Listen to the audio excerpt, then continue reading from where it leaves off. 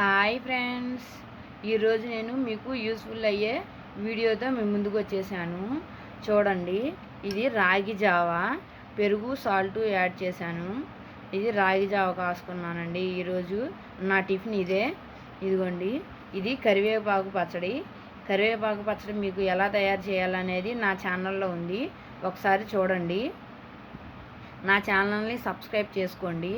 ఇప్పుడు మనం రాగి జావలో ఉన్న పోషకాల గురించి మనం తెలుసుకుందాం.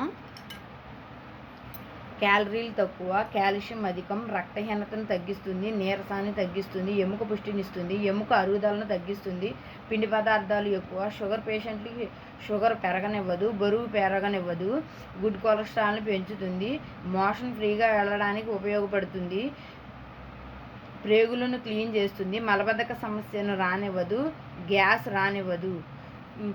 బాలింతలు కానీ చిన్నపిల్లలు కానీ ఇది వాడచ్చు ఫ్రెండ్స్, చాలా మంచిది. మీకు గనక నేను ఈరోజు నా టిఫిన్ ఇదేనండి.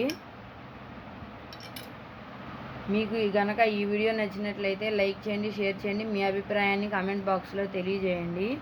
బాయ్ అండి.